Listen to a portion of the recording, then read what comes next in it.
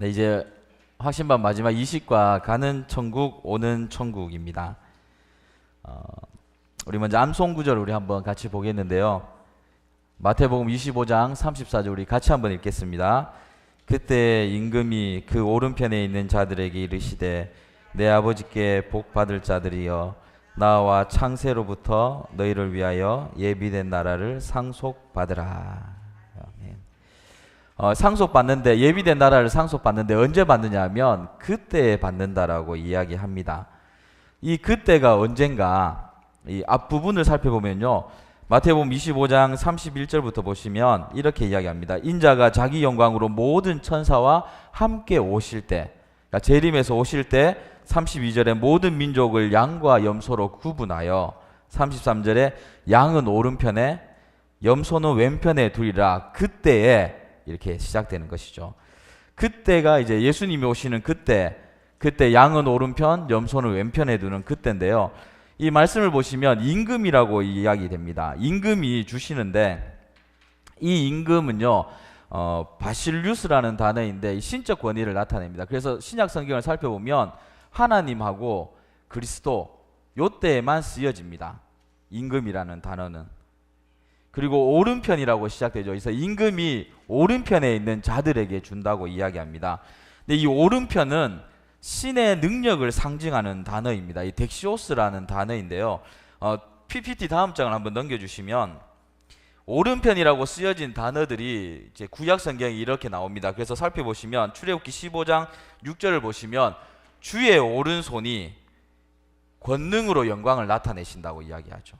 그리고 주의 오른손이 원수를 부수신다 라고 이야기합니다. 레위기 14장 14절을 보면 정결함을 받을 자에 대해서 오른쪽 귓불이, 오른쪽 엄지손가락, 오른쪽 엄지발가락, 자, 정결의 의식을 취할 때도 오른쪽을 사용한다는 거죠. 그리고 창세기 48장 14절에도 보면 이스라엘이 이 축복할 때 오른손을 펴서 차남 에브라임의 머리에 얹었다라고 이야기하죠. 그 축복의 도구가 되는 거죠.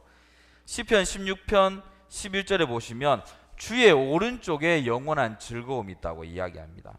그리고 17편 7절에도 보면 오른손으로 구원하시는 주님이라고 이야기합니다. 그래서 이 오른편은 하나님의 어떤 능력, 신의 능력을 상징하는 단어입니다. 그래서 그 능력 안에 들어온 자들이라는 거죠. 하나님의 능력 안에 거하는 자들. 그래서 이들이 상속을 받는다라고 이야기합니다. 그래서 이 오른편에 있는 자들이 상속을 받게 되는데, 이 상속이라는 단어는 클레오노메오라는 단어인데요, 이 상속이라는 단어가 유업을 상속받다라는 단어입니다. 그런데 살펴보시면 상속받다라는 의미가 단순히 그냥 물건을 받았다, 재산을 받았다라는 것을 의미하지 않죠. 뭐냐면 상속을 받는다라는 건 뭐냐 하면 자녀가 되었다라는 것을 의미하는 것이거든요. 그러니까 상속자가 되었다라는 것을 의미합니다. 그래서 예비된 나라를 상속받는다. 그래서 우리가 상속자가 되었다, 하나님의 자녀가 되었다라는 것을 의미하는 것이죠.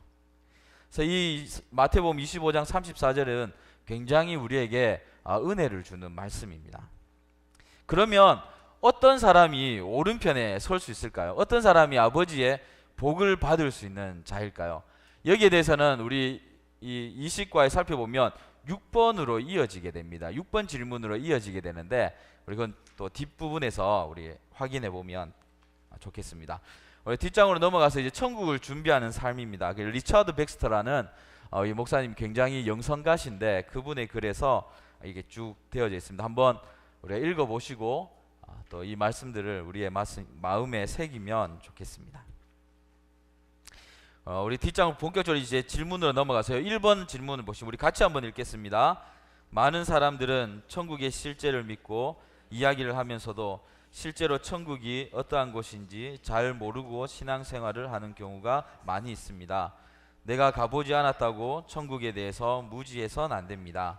성경은 예수님의 재림과 마지막 심판 이후 믿음을 가진 사람들이 거하게 될 완전히 새로워질 우주, 즉 천국을 언급하고 있습니다. 그곳은 어떤 곳일까요? 천국에 소망이 없으면 우리가 이 땅을 살아가는 의미가 없습니다. 그래서 우리 이사야 20장 22절 우리 한번 같이 보겠습니다. 우리 같이 한번 읽습니다. 내가 지을 새 하늘과 새 땅이 내 앞에 항상 있는 것 같이 너희 자손과 너희 이름이 항상 있으리라. 여호와의 말이니라. 65장 17절도 우리 같이 한번 읽습니다. 보라, 내가 새 하늘과 새 땅을 창조하나니 이전 것은 기억되거나 마음에 생각나지 아니할 것이라. 아멘. 여기서 표현된 새 하늘 새 땅 반복되는 단어인데요, 하늘이라는 단어는 샤마임이라는 단어입니다. 근데 이게 단수를 의미하지 않습니다. 복수입니다. 쌍수입니다. 두 개를 의미합니다. 그래서 이게 뭐냐면 두 개의 하늘을 의미하는 단어인데요, 무엇이 두 개냐? 첫 번째는 물리적 하늘을 가르칩니다. 또 두 번째는 뭘 가르치냐면 하나님이 거하시는 하늘, 하나님이 통치하시는 하늘. 그래서 샤마임이라는 단어가 쓰여졌을 때는 이 두 개를 동시에 뜻한다라는 것이죠. 이 땅은 에레츠라는 단어인데요, 지구, 대지를 의미합니다. 그래서 근데 이것도 동일하게 물리적인 땅뿐만 아니라 하나님의 주권이 있는 땅, 하나님이 주권이 거하는 것을 의미합니다. 그래서 성경을 살펴보면 땅에 대해서 세 부분을 우리가 특별히 또 살펴볼 수 있는데요, 우리 PPT 다음 장을 보시면 시편 24편 1절과 시편 47편 2절, 시편 97편 2절에서 땅에 대해서 하나님이 표현하십니다. 우리 같이 한번 읽겠습니다. 24편 읽겠습니다. 땅과 거기에 충만한 것과 세계와 그 가운데 사는 자들은 다 여호와의 것이라. 그러니까 땅은 여호와의 것이라는 거죠. 그래서 하나님의 주권이 있는 땅. 두 번째로 보시면 시편 47편 2절 같이 있습니다. 지존하신 여호와는 두려우시고 온 땅의 큰 왕이 되심이로다. 여호와는 땅의 왕이시다라는 것을 표현하고 있습니다. 그리고 시편 97편 5절 우리 같이 한번 읽습니다. 산들이 여호와의 앞 곧 온 땅의 주 앞에서 밀랍같이 녹았도다. 땅의 주인이시라는 것이죠. 자, 다시 한번 정리해 드립니다. 땅은 시편 24편 1절은 땅은 여호와의 것이다. 여호와는 땅의 왕이시다. 그리고 여호와는 땅의 주인이시다. 이 땅을 통치하시는 주인이시다. 이것을 의미하는 것입니다. 그래서 새 하늘과 새 땅은 물리적인 하늘과 물리적인 땅을 의미할 뿐만 아니라 하나님이 거하시고 하나님이 통치하시고 하나님이 왕이신 하늘과 땅이라는 것을 의미하고 있습니다. 우리 2번 질문으로 넘어가 보시면 성경은 하나님이 거하시는 곳을 하늘이라고 종종 일컫습니다. 그런데 재림의 때에는 하나님께서 하늘과 땅과 우주를 새롭게 하실 것입니다. 그 새로워진 땅은 지금 무엇이 다를까요? 이렇게 되어 있는데요, 창세기 1장 31절을 보시면 이렇게 이야기합니다. 하나님이 처음 창조하셨을 때죠. 하나님이 지으신 그 모든 것을 보시기에 심히 좋았더라. 그러니까 하나님이 창조하신 것에 대한 하나님의 평가, 보시기에 심히 좋았더라, 이렇게 이야기하죠. 근데 여기서 심이라는 단어가요, 메오드라는 단어인데 여러분 힘을 의미합니다. 심이라는 말이 힘을 의미합니다. 근데 이 힘이 뭐냐? 우리 PPT 뒷장을 넘어가 보시면, 넘겨주시면 신명기 6장 5절입니다. 거기에 보면 너는 마음을 다하고 뜻을 다하고 힘을 다하여 하나님 여호와를 사랑하라 할 때 힘 같은 의미입니다. 그래서 힘을 상징하는데 심이 힘, 뭐냐면 매우 대단히 지나칠 정도로 아주 힘을 다해서 뭐 이런 의미죠. 그러니까 하나님이 보시기에 힘을 다할 정도로 좋았다라는 거죠. 너무너무 좋았다라는 거죠. 근데 이 좋았다라는 단어 역시 토브라는 단어인데요, 관용어로 쓰일 때는 이 토브라는 단어가 하나님의 뜻을 나타냅니다.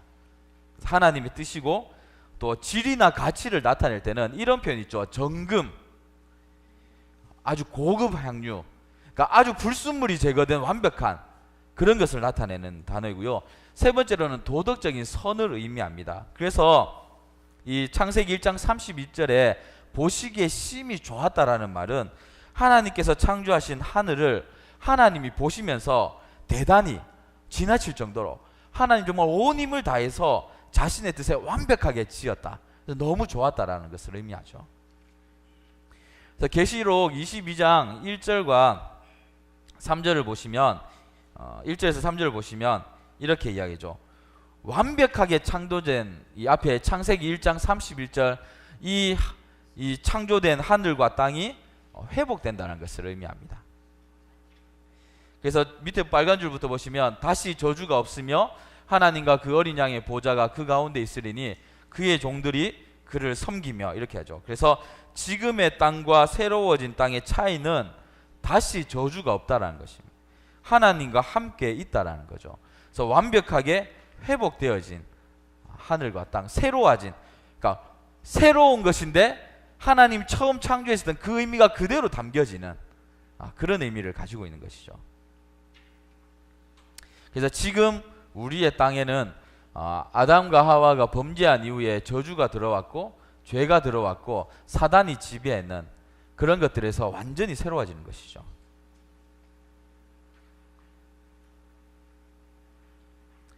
그래서 3번을 보시면 이렇게 이야기합니다. 3번 질문이 그곳에서 새로워질 하늘과 땅과 우주에서는요, 인간은 새로운 몸을 가질 것인데 하나님을 닮은 영화로운 몸이 될 것입니다. 그렇다면 천국에서 인간은 하나님에 대한 모습과 지식이 온전히 하나님을 닮게 될까요? 이렇게 이야기합니다. 골로새서 1장 10절을 보면 주께 합당하게 행하여 범사에 기쁘시게 하고 모든 선한 일에 열매를 맺게 하시며 하나님을 아는 것에 자라게 하신다, 이렇게 이야기합니다. 그래서 질문의 답을 보시면 우리가 하나님을 아는 것에 자라게 된다. 그래서 우리가 하나님에 대한 모습과 지식이 하나님을 닮아서 자라게 되는 것, 닮아가는 것, 이것을 의미한다고 이야기하죠. 근데 이 골로새서 1장 10절의 단어를 조금 풀면 이렇게 볼 수 있습니다. 주께 합당하게 행하여야 한다라는 거죠. 근데 여기서 합당하게라는 단어가 악시오스라는 단어인데요, 신약 성경의 세 부분에서 또 중요하게 쓰여집니다. 우리 PPT 뒷장을 넘겨주시면 그 세 부분이 빌립보서와 골로새서, 에베소서 이렇게 나타나는데, 빌립보서 1장 27절을 보면 그리스도의 복음에 합당하게 행해야 된다고 이야기하죠. 그러니까 그리스도의 복음에 합당한 삶을 우리가 살아야 되는 것입니다. 두 번째로 골로새서 1장 10절과 데살로니가전서 2장 12절에 보시면 주님께 합당하게, 주께 합당하게 행해야 된다는 거죠. 그리고 에베소서 4장 1절을 보면 부르심에 합당하게 살아야 된다는 거죠. 그래서 우리가 합당하게, 주께 합당하는 게 사는 게 뭘까? 주께 합당하게 살아가는 게 뭘까라고 했을 때 복음에 일치하는 삶을 살아야 된다는 거죠.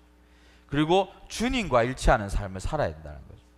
그리고 부르심에 일치한 삶을 살아가야 된다는 거죠. 그러면 우리가 그렇게 일치하는 삶을 살아갈 때 하나님을 범사에 기쁘시게 할 수 있다는 거죠. 그리고 모든 선한 일에 열매를 맺고 하나님을 아는 것에 자라게 한다는 거죠. 근데 왜 이게 천국과 지금 이 땅을 살아가는 우리에게 어떤 의미가 있을까? 여러분, 이 시과의 제목이 가는 천국, 오는 천국입니다. 여러분, 이 말이 무엇을 의미할까요? 오는 천국뿐만 아니라 이 땅을 천국으로 살아가야 되는 것을 의미하는 거죠. 그러면 이 땅에서 우리가 합당하게 살아갈 때 이 천국의 삶을 살아가는 것을 의미합니다.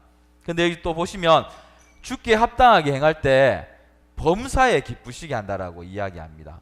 여기서 범사라는 단어가요, 여러분 파스라는 단어인데, 붙이는 파스, 발음 죄송합니다. 분위기가 너무 진지해서 조금 부드럽게 하려고 했는데 썰렁하네요. 파스라는 단어인데 이 두 가지를 의미합니다. 뭐냐면 모든을 의미합니다. 모든. 또 하나는 뭐냐면 빈도를 나타내는 건데요, 매번, 그러니까 우리가 주께 합당하게 행하면 모든 일에 하나님을 기쁘시게 하고 매번 하나님을 기쁘시게 할 수 있다는 거죠.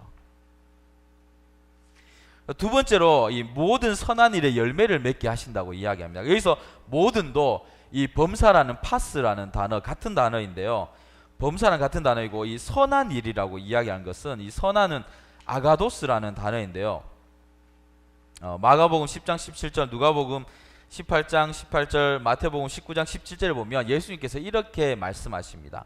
하나님 한 분 외에는 선한 이가 없다, 이렇게 표현하거든요.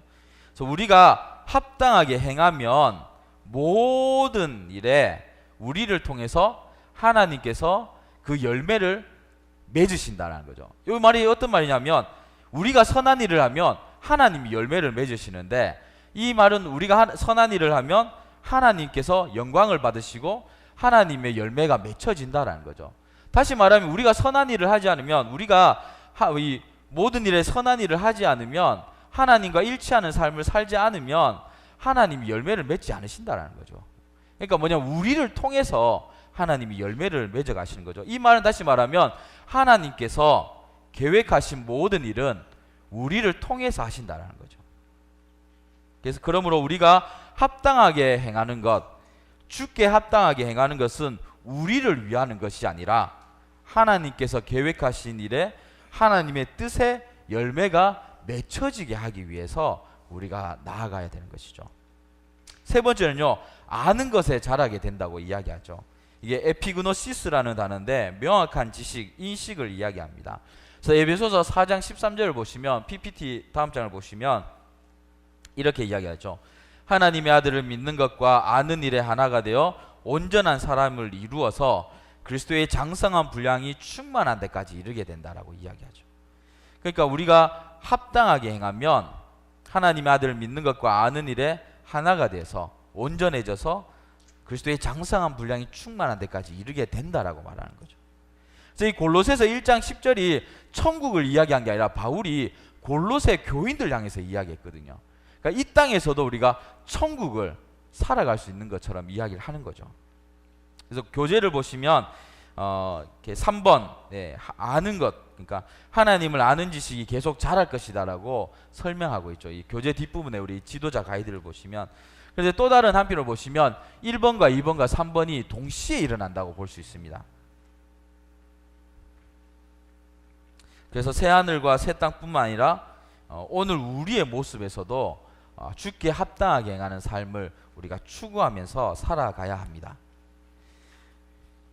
4번을 보시면 하늘은 상상할 수 없는 아름다움이 있는 곳인 동시에 하나님의 영광이 매우 명백하게 드러나며 모든 피조물이 하나님의 뜻에 전적으로 부합되도록 움직이는 곳이 될 것입니다. 그러나 이보다 훨씬 더 신나는 일이 있을 것인데 그것이 무엇일까요? 훨씬 신나는 일 무엇일까요? 계시록 21장 4절을 보시면 이렇게 이야기합니다. 모든 눈물을 그 눈에서 닦아주신다. 여러분, 여기서 닦아주신다라는 단어가요, 엑살레이포라는 단어인데 문자적인 의미로는 석회를 바르다, 하얗게 칠하다 이런 단어인데요, 은유적인 의미가 있습니다. 이 단어를 쓸 때 그 은유적 의미는 뭐냐 하면 씻어내다, 흔적을 없애다, 지워버리다, 완전히 멸하다라는 의미를 가집니다. 그러면 뭐냐면 우리의 눈에 모든 눈물을 완전히 멸해 주시는데 뭘 멸해 주시는가? 네 가지를 멸해 주신다고 이야기하죠. 뭐냐? 첫째, 사망을 없애 주신다고 이야기합니다. 이 사망은 죽음을 의미합니다. 두 번째는요, 애통이라는 단어인데 애통을 없애 주십니다. 이 애통이라는 단어는 펜도스라는 단어인데 슬픔, 애통을 가리킬 뿐만 아니라 고통스러운 사실이나 사건, 우리에게 일어나는 고통스러운 사실이나 사건을 없애 주신다는 거죠. 세 번째는 곡하는 것을 없애 주십니다.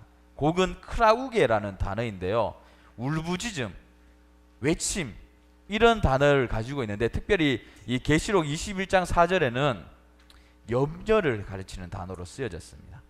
그래서 염려를 없애 주신다는 거죠. 마지막 네 번째로 아픈 것을 없애 주시는데요, 이 아픈 것은 포노스라는 단어입니다.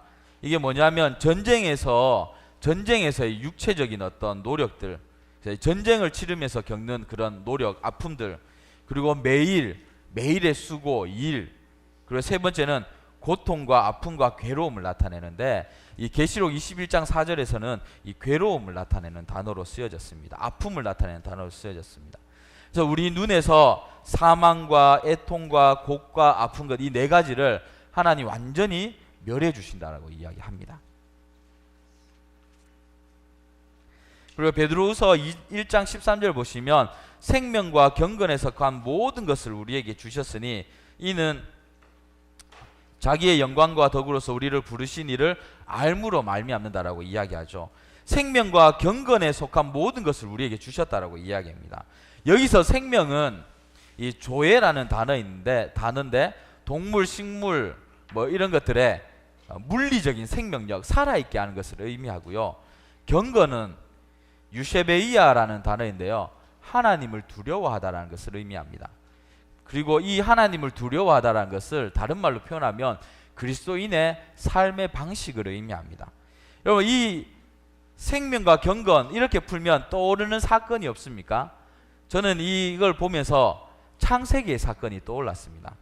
창세기 3장을 보시면 아담과 하와가 범죄하는 장면이 나옵니다. 우리 PPT 뒷장을 넘겨주시면 창세기 2장 9절을 보시면 우리 같이 한번 읽겠습니다. 여호와 하나님이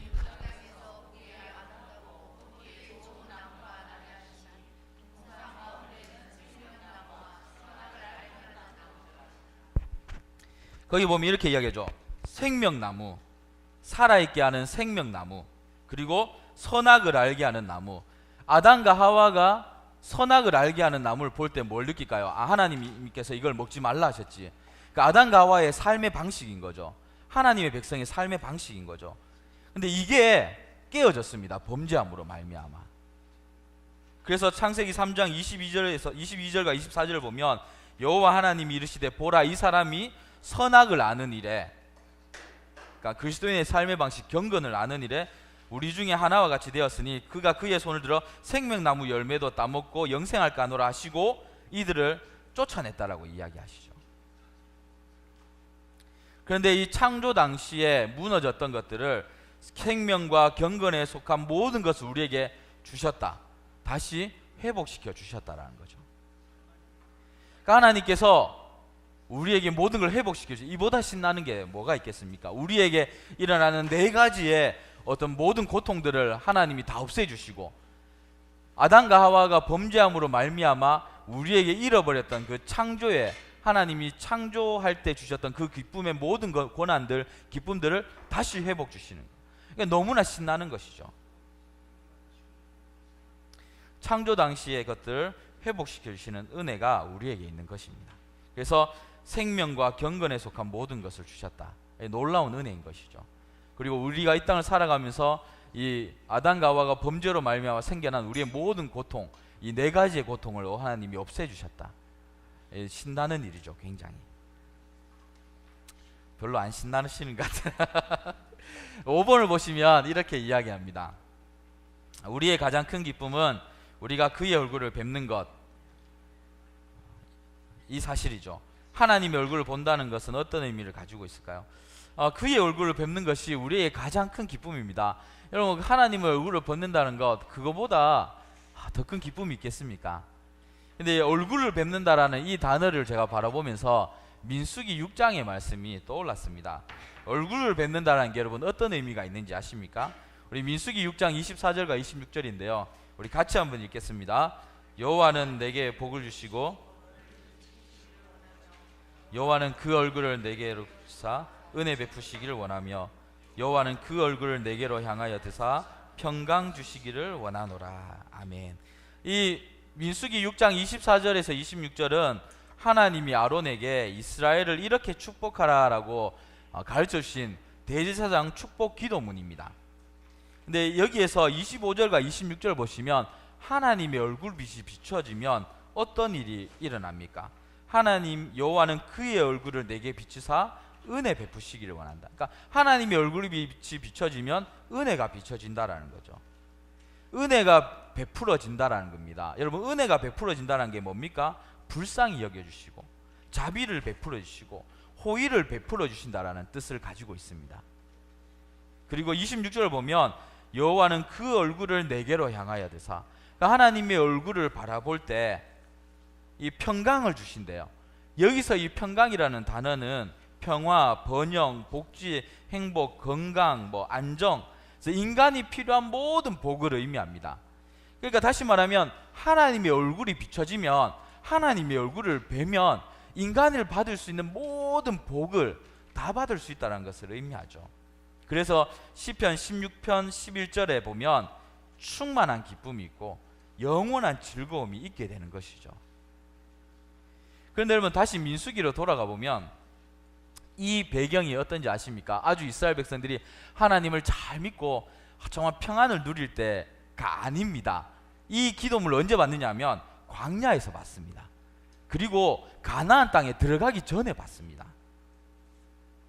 그러니까 가나안 땅이라는 하나님이 주신 그 약속의 땅에 들어가서 이걸 받은 게 아니라 거기 들어가기 전에 광야에서 받았다는 거죠. 마치 우리도 이 땅의 광야 같은 인생을 살아가는 우리도 하나님의 얼굴빛이 비춰주면 이 땅에서 천국과 같은 그런 삶을 누리고 살 수 있다는 것을 의미하죠. 여러분, 햇빛이 없는 곳에는 뭐가 일어납니까? 어제도 저희 아내가 이렇게 집 구석을 이렇게 막 정리하다가 저희 이제 다음 달 말에 저희가 셋째를 출산하는데 저희는 이제 1+1에서 이제 3이 됐으니까 저희는 이제 플러스 성공했습니다. 근데 이제 그 아내가 이제 출산을 앞두고 집을 정리하고 싶은가 봐요. 막 정리하다 보니까 구석에 이렇게 짐을 치우는데 보니까 곰팡이가 생겼더라고요, 여러분. 햇볕이 비치지 않고 구석진 곳 어두운 곳은 곰팡이가 생길 수밖에 없습니다. 근데 햇빛이 비춰지면 곰팡이는요 사라집니다.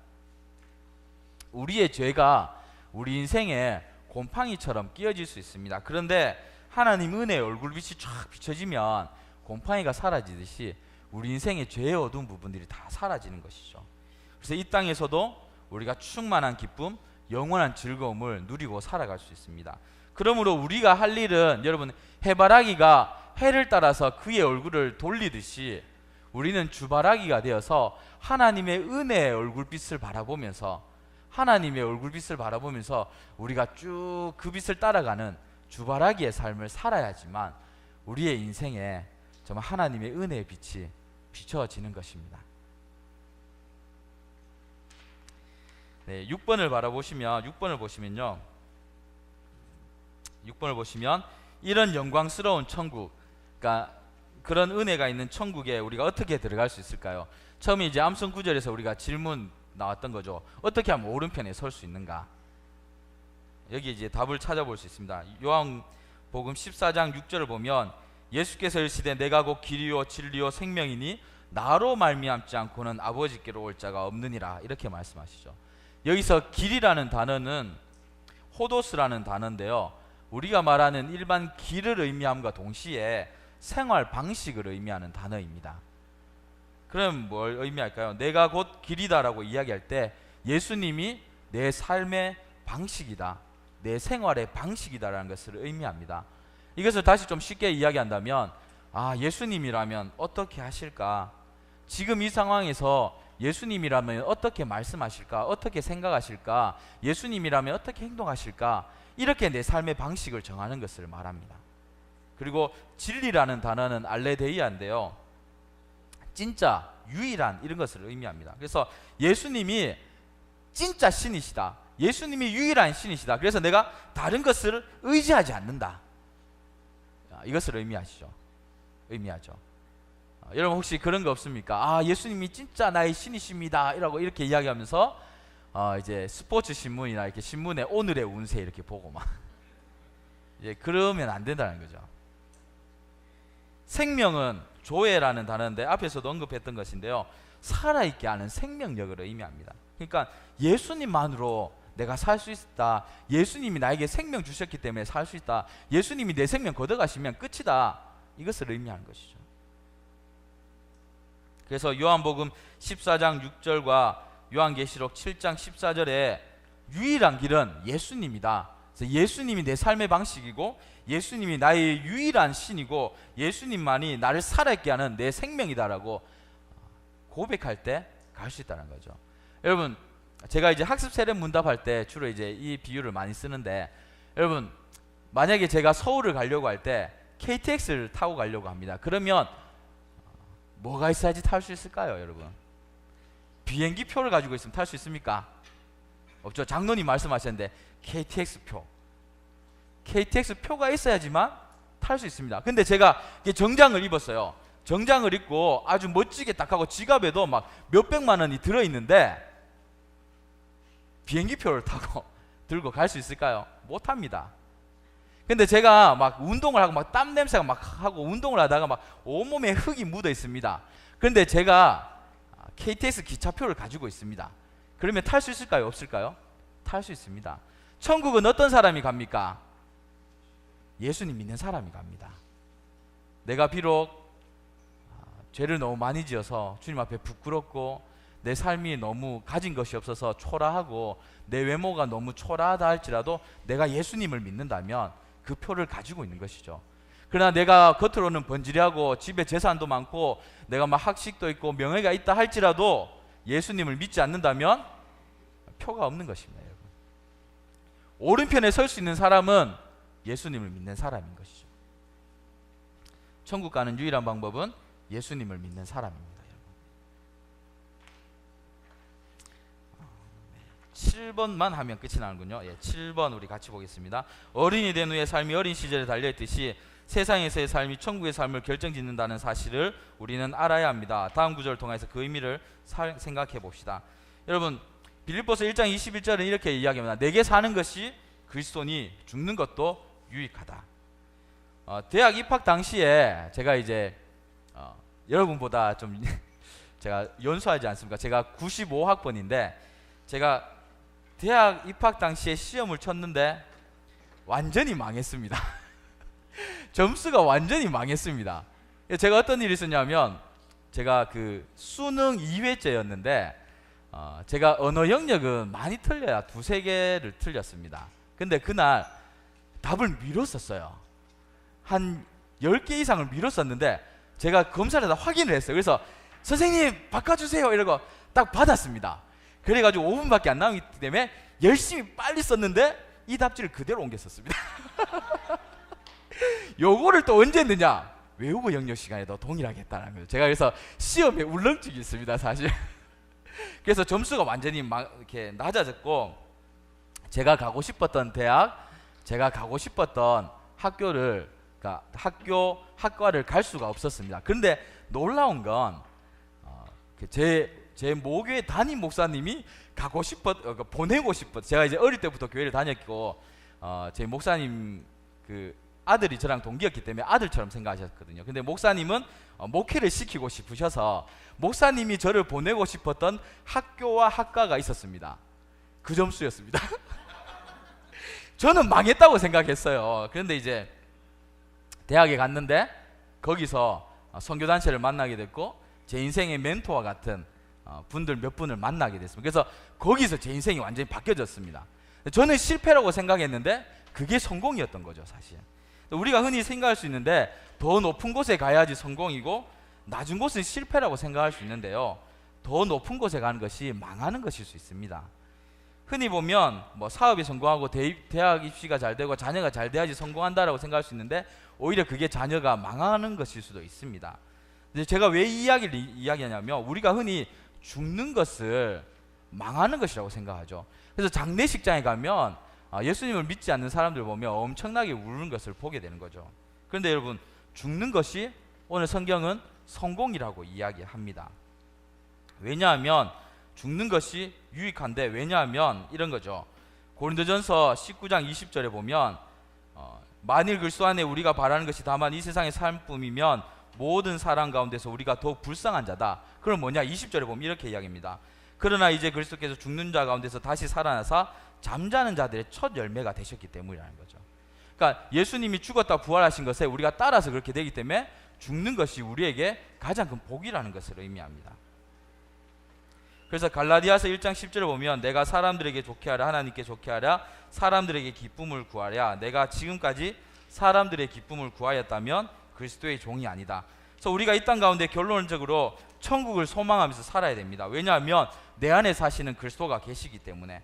그리고 하나님의 기쁨을 위해서 우리가 이 땅을 살아갈 때 천국의 우리가 기쁨을 이 땅에서도 누리면서 살아갈 수 있고, 앞에서 이야기했던 모든 것이 있는 천국에 우리가 들어갈 수 있으며 그 모든 앞에 있는 것들을 이 땅에서도 누리면서 살아갈 수 있는 것입니다. 그래서 이 시과의 제목 가는 천국 오는 천국이 통하게 되는 것입니다. 여러분.